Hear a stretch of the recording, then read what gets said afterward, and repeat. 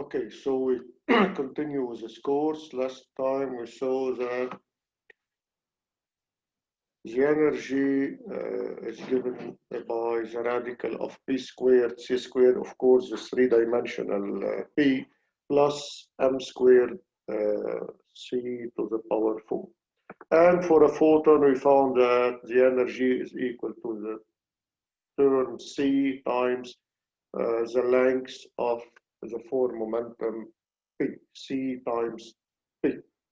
And also that the energy is given by mc squared, which is the rest energy, plus half mv squared, which is the energy of motion, or the energy related to the motion. But for all objects, the minimum energy is always mc squared, which is the rest energy. So a minimum value of the energy is always mc squared, the rest energy. And you will see that this quantity, or this equation, E equals mc squared, is the fundamental law in nuclear physics, which you will see in the next semester. EMC squared is a fundamental law in all nuclear physics. Let me give you an example. For example, the energy contained in 1 gram of matter, any matter, or any type of material, you take 1 gram, you calculate its rest energy. So mc squared, it's 110 to minus 3, we put it in kilograms, times the velocity square, or c squared, which is 310 to 8 squared. It gives you 9 times 10 to 13 joules. So if you transform this value into electrical power, watt hour or kilowatt hour, you divide it by 3600, which is 1 hour in terms of seconds. So 9, 10 to 13 over 3600, it gives you 25 times 10 to the power 9 watt hour, which is equivalent to 25 10 to 6 kilowatt hour. This value here, 25 10 to 6 kilowatt hour, is equivalent of the annual production of a small power station. So you can imagine the amount of energy contained in matter, even at rest. 1 gram of matter is equivalent to the annual production of a small power station. So 1 gram of matter is enough to give you electricity for 1 year. For a small city, for up to 1 year of energy. Of course, if you know how to convert it to energy, if you know how to efficiently convert matter to energy. If you compare this value to the combustion energy or the chemical energy of this one same gram of matter, you will get about 8.5 10 to minus 3 kilowatt hour. So you see, you go from 10 to minus 3 to 10 to plus 6. So you are multiplying by a billion, 10 to the power 9. So the real energy contained in matter, in 1 gram or any amount of matter, is about 3 billion times greater than the chemical energy or the combustion energy. Of course, we don't have any meaning of fully converting matter to energy at a 100% efficiency. We don't have this kind of technology. It doesn't exist, and it is very, very, very difficult to have this perfect conversion between mass and energy. But just to give you an order of magnitude between the pure energy contained in any matter and its combusting energy or its combustion energy or its chemical energy. Okay. So let's apply this to a complex object which is transformed by several particles. Of course, the energy is always mc squared. I'm using capital M to say that it is the total mass of this object, which is formed by several particles. And each of the particles have an energy of little mc squared. So the particles, they have energies mic squared. So I goes from 1 to n if you have n particles. So let's say you have 3 particles, so you have m1c squared and m2c squared and mc3 squared. So in a Newtonian way of thinking, you will tell me that big MC squared is equal to M1C squared plus M2C squared plus M3C squared, M3C squared, etc. This is not true. You will find that big MC squared is different from the sum of mic squared, I going from 1 to whatever the number of particles n. You will see it experimentally, you will verify it, you can verify it in several experiments. You will find that big MC squared is different from sigma or the sum of little mic squared. Because the energy of any object is the sum of 3 types of energy. Of course, you have its rest energy, which is the minimum energy, mc squared, and you also have its kinetic energy. So if your object is in motion, you should add the kinetic energy, which is half mv squared. And you have a third form of energy, which is the interaction energy between the particles. Or if you say it in terms of chemistry, it's the binding energy between the particles or between the molecules forming this object. So when you have an object that is composed by 2, 3, or any number of particles, these particles are interacting, are binding together. And this binding is energy. So binding particles is consuming energy. So it's an energy. So obviously, if you simplify by the c squared, you will see that big M is different from the sum of little m. So the conservation of mass in the Newtonian way, in the classical way, is not anymore verified.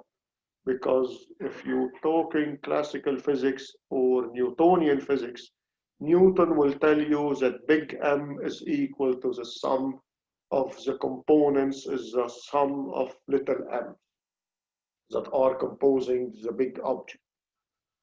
In relativity, you will find that this big M is different from the sum of little m's. So you have a difference of mass, which is the difference between these two quantities. You have a difference of mass delta M, which is M minus the sum of MR, which corresponds to a difference of energy delta E, which is delta M times C squared.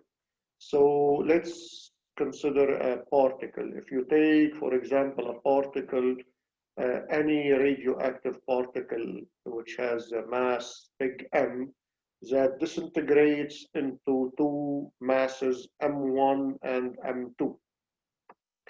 You can see that M, the initial mass, big M, is greater than M1 plus M2. So we have a difference of mass, delta M, which is big M minus M1 plus minus M1 plus M2. This is the difference of mass between the initial mass and the obtained mass after disintegration. You will see in the next semester that in nuclear physics, they have this strange way, their own way in writing equations. They will tell you that delta M is M1 plus M2 minus big M, and they take the absolute value of it. But this is the real equation because M is the quantity that is bigger than M1 plus M2.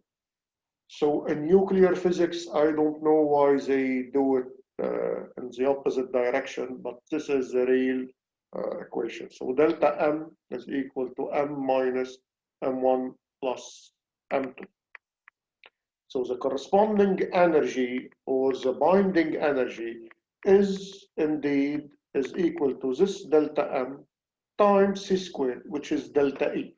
So if you calculate delta M times C squared, which is the delta E, the difference of energy, which corresponds to the binding energy between the particles, is delta M, so M big M minus M1 plus M2 times C squared. This is the energy delta E. This is delta E, which is the binding energy between the particles. So you have this equivalence between mass and energy. So now you can give the masses in terms of energy or in units of energy. And this is what they do in nuclear physics. They give you the masses of objects or particles in units of energy. For example, the mass of a proton, which is 1.673 10 to minus 27 kilogram. If you convert it to energy, so you multiply it by C squared by 3 10 to 8 squared, you will get a value of energy of 1.503 times 10 to minus 10 joules. Or if you transform it into a value in electron volt, you know that 1 electron volt is 1.602 10 to minus 19 joules. So you divide this value by 1 electron volt, you will get 938 mega electron volt, which is the mass of a proton. So a proton has a mass in terms of energy that is equal to 938 mega electron volt. And you will see later that in nuclear physics, they only use this form or this type of expressing the mass in terms of energy. So when they give you a mass in nuclear physics, they tell you that the mass is a certain number of mega electron volts. Not in kilogram, not in joules, not in anything else. It's given in mega electron volt. So they are converting mass into energy due to this equivalence between mass and energy through the term C squared, which is the square of the speed of light. Okay. So let's go back to our 4 momentum or the 4 vector momentum. So the 4 vector momentum, which we saw last time, the 4 vector momentum is a 4 vectors that has 4 coordinates. Each one of these coordinates has a Lorentz transformation, so it is a 4 vector. The coordinates of this 4 vector, the first 3 coordinates, 1, 2, 3, the spatial coordinates along x, y, and z are m times ui from 1 to 3. So it's mvi over radical of 1 minus v squared. And the p0 or the time coordinate of the momentum is given by m over radical of 1 minus v squared. If you calculate the norm of p, we always consider p squared. Why p squared? Because p squared is the product, the scalar product of p times P itself. So it's the scalar product of two 4 vectors. So it is invariant. You know that we always look for invariant quantities.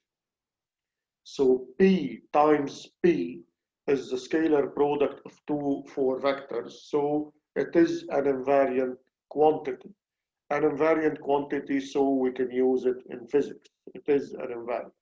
So P squared, it's the time coordinates squared, so m squared over 1 minus v squared, minus the spatial coordinates squared, so mv 1, 2, and 3, so it's minus m squared v squared over 1 minus v squared.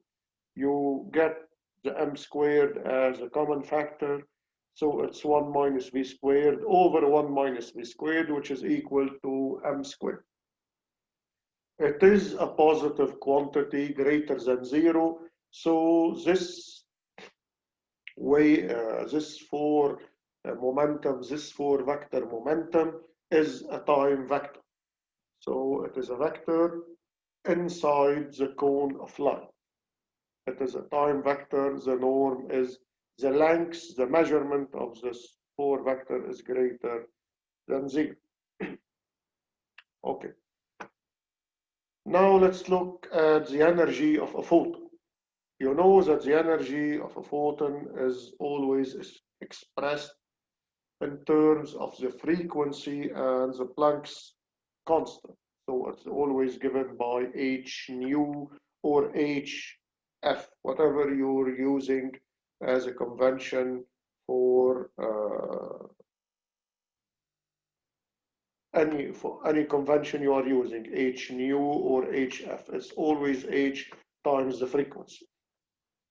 And we also know that the energy is equivalent to mass, and mass is equivalent to energy.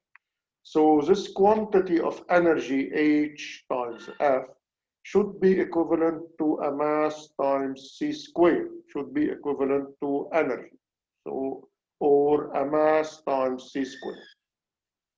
So if you put hf, that should be equivalent to a certain mc squared, you will see that the mass of a photon is equivalent to hf over c squared. It doesn't mean that a photon in vacuum has a mass. It's like that, how to say it? It's if the photon has an equivalent mass. So it means that if you take this energy of a photon, hf, and you convert this energy into mass, it would give you the mass hf over c squared.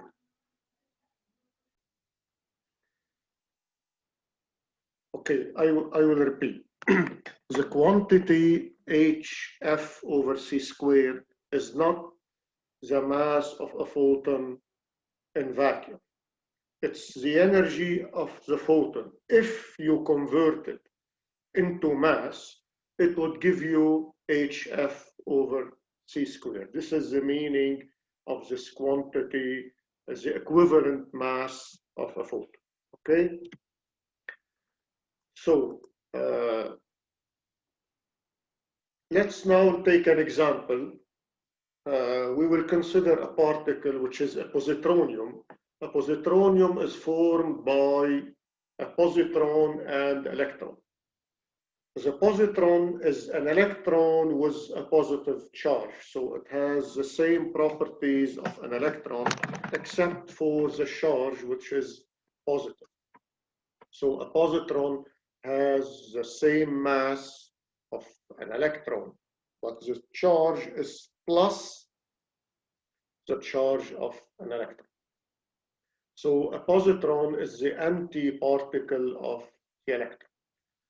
When you put a positron and an electron together, it will give you a positronium, which of course will disintegrate, because when you put matter and antimatter together, it will quickly disintegrate into energy. So this positronium will disintegrate into two photons in opposite direction.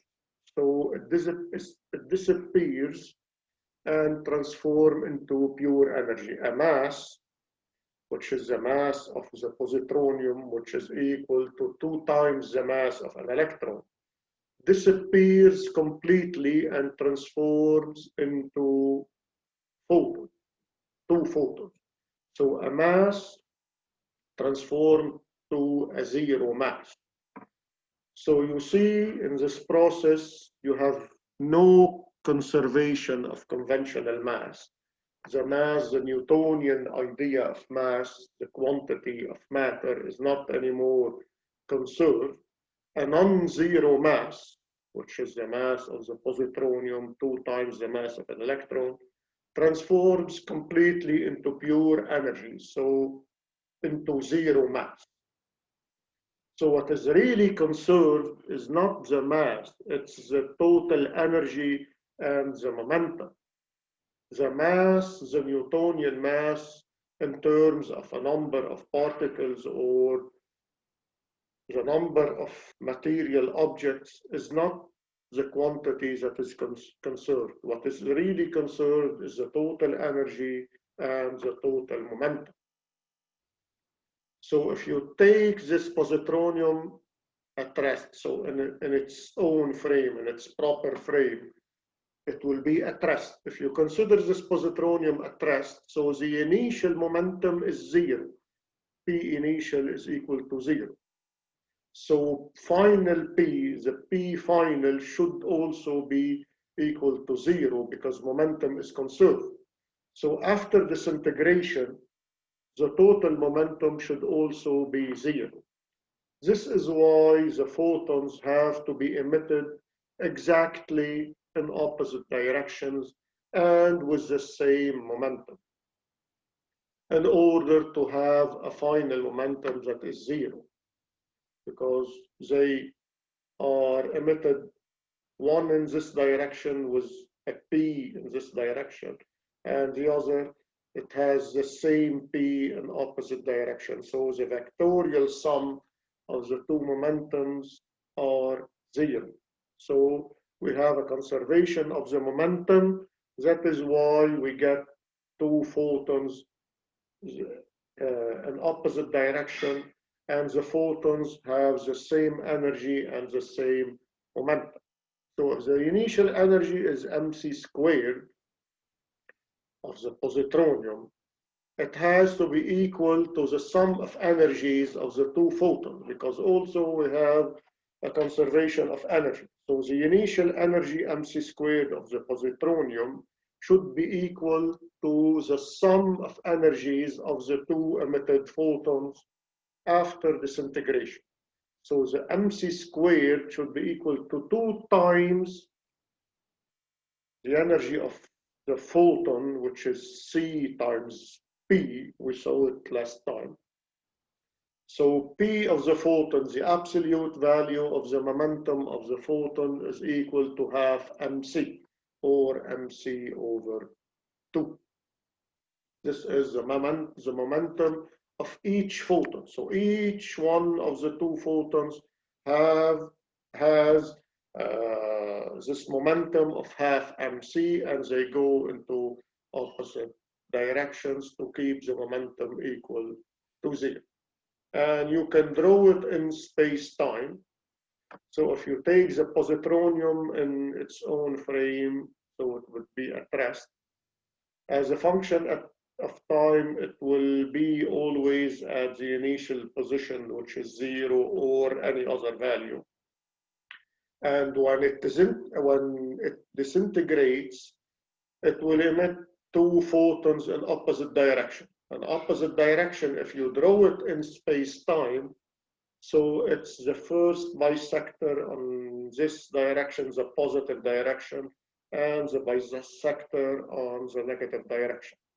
So you know when two photons goes in opposite direction in space, the trajectory in space-time is at an angle of 45 degrees with t, or with X. It's the first direction, it's the first bisector in this direction, and it's this bisector in the opposite direction, because photons always go on trajectories that form 45 degrees with X and T. Now we will see the relation between the momentum, the 4 momentum, and the 4 wave vector of a photon, because photons are waves. So they have momentums and they have wave vectors, because photons are electromagnetic waves. So for a photon, P, the 4P, the 4 vector momentum P is equal to m times the 4 velocity, but the 4 velocity is also equals to c. Whatever the velocity of, wherever you take the velocity of a photon, it's always c. And we put a vector here because it's not along x or y or z, it could be in any random direction. So m, we found that m is equivalent to hf over c squared, and c vector is c times a unit vector u of k. It means it goes along the direction of the wave vector k according to this unit vector u of k. So if you simplify by 1c, you'll get hf over c times the unit vector u of k. And P0 has the same magnitude of other coordinates without the unit vector or without the vector notation, so it's hf over c. And the 4 vector momentum, the 4 wave vector, as we saw it when we calculated the Doppler effect. So the 4 wave vector k, it has coordinates omega over c for the spatial coordinates times the unit vector u of k, and k0, which is a time coordinate, which is equal to omega over c. And you know that omega is equal to 2 pi times f, so f is omega over 2 pi. We replace in the 4 vector p, the 4 momentum p. So if you take this p and you replace f by omega over 2 pi, so hf over c u of k is h omega over 2 pi c u of k. And you know that h over 2 pi is the reduced Planck's constant, so it's written as h bar. You know, h bar, h over 2 pi is a reduced Planck's constant. So it's h bar omega over c u of k, the unit vector along k. And also for the zeros coordinate, the time coordinate, hf over c is h omega over 2 pi c. So h over 2 pi is the reduced constant. So it's h bar omega over c. These are the values, the coordinates, the 4 coordinates of the 4 momenta. If you take this into consideration, as you see, here we have a common factor, which is h bar. H bar is a constant, so it's a common factor. So if you put it on the outside, so P is equal to h bar times this vector, omega over c u of k and omega over c. And omega over c u of k and omega over c is the vector, is the wave vector, the 4 wave vector. So finally, P is equal to h bar times k. You can use this relation when necessary. P, the 4 vector P is equal to h bar times the 4 wave vector. Even if you are in a medium with a refractive index n, P would be the same because what you need to add is the refractive index on the first three coordinates of P. So it's N omega over C U of K, which also represents the four wave vector K in a medium. So always P is equal to H bar K, whether in vacuum or in any medium of refractive index N. You always have the same relation, P is equal H bar K. If you use this P to find the norm, which is P squared, we'll go back here. It's in a medium. We are working in a medium N. So we have the zeros coordinate omega over C, and we have N omega over C from 1 to 3. So it's the time coordinate squared minus the space coordinate squared with H bar. So P squared is H bar omega over C as a common factor squared times 1 minus N squared. Here, it's 1 minus N squared, which is different from 0. Of course, it's different from 0. N is always greater than 1, so this quantity is different from 0. So it's if like the photon has a mass which is different from 0 in a medium N, not in vacuum. The mass of a photon is always 0 in vacuum. But in a medium N, was the photon is damped and its speed is reduced because the speed in a medium is C over N, so it's less than C. The photon is damped. It's like you are putting some brakes on the photon. So the velocity is less than C, the speed is less than C. So it's like if the photon has a mass different from 0 in a medium N. And the last 4 vector we will see in this chapter. That's not the end of the chapter, but it's the last 4 vector we are seeing in this chapter, the 4 vector force. So always in dynamics, we look at the vector force. Here we will see the 4 vector force, because in 3D, in Newtonian physics, F, the force F, I will write it as lowercase f, is equal to dP over dt. Here it's a lowercase p, so it's this 3-dimensional p. So by definition, the force is dP over dt. If you continue the calculation in 3D, you will get m times a, m times the acceleration, which is the second law of Newton. So here we are trying to find something that is similar to the second law of Newton in 4 dimensions. So F is equal to dP over dt, even if you take it in 4 dimensions. The uppercase F is also equal to dP uppercase P over d tau, because the definition is the same.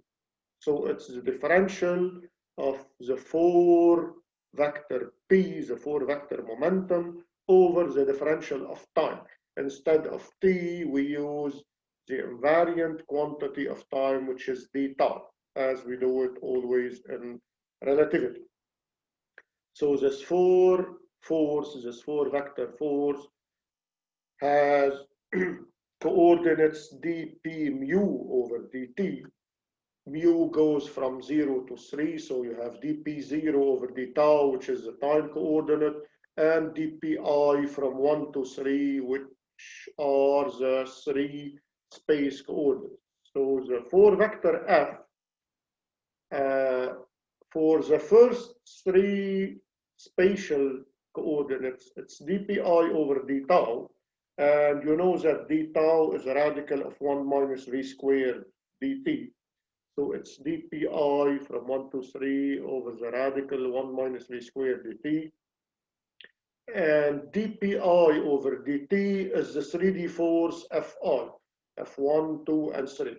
So it is equal to 1 over radical 1 minus v squared times f number r from 1 to 3.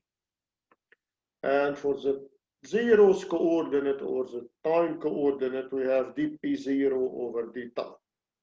And we saw previously that p0 is energy. So dp0 over d tau is dE over d tau. Or you can say that it is dp0 over the radical 1 minus v squared dt. So you can use both formats or both writings of the force coordinate of f dp0 over d tau. We usually use this one, dE over d tau. So this is the 4 vector force, which is the force in 4 dimensions.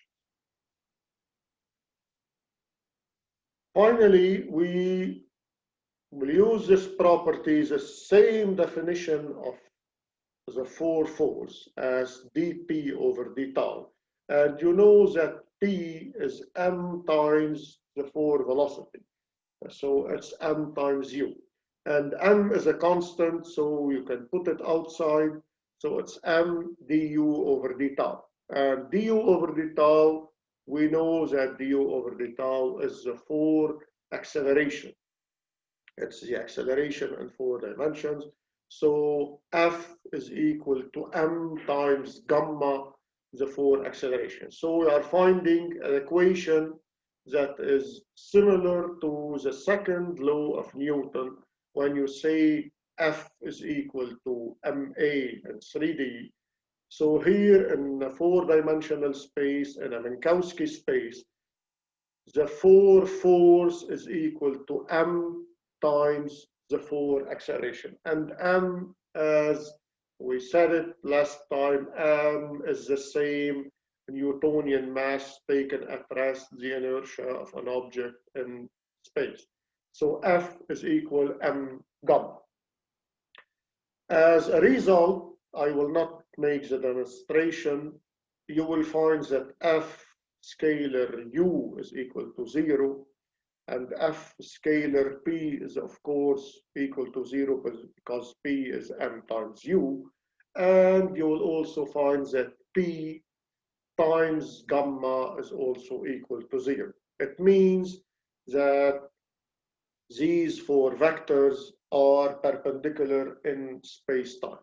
The force is perpendicular to the velocity in space-time and perpendicular to the momentum in space-time. And the momentum and the acceleration, the 4 momentum and the 4 acceleration are perpendicular in space-time. This is why the scalar product of these 4 vectors is equal to 0. Okay, let's take one and develop it into real calculation. I will take the first one, f times u is equal to 0.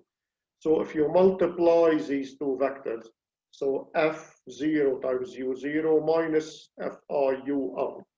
So f0 is dE over d tau, as we saw it a minute ago. And u0 is 1 over radical 1 minus v squared minus the spatial coordinates, which is little f over radical 1 minus v squared, times ui, which is v over radical 1 minus v squared. It should be equal to 0. So if d tau is the radical times dt, so we have here 1 over 1 minus v squared dE over dt minus f times v, radical times the radical, so you get 1 minus v squared, which is equal to 0. And you can get rid of the denominator. You remove the 1 minus v squared or the 1 over 1 minus v squared, and you will end up with dE over dt, which is equal to f times v. Here it's the 3-dimensional f and the 3-dimensional v, and it's dE over dt. So the variation of energy with respect to time is equal to the scalar product in a 3D frame of the 3D force times the 3D velocity. Okay, so it's enough for this session. We will meet on the next session.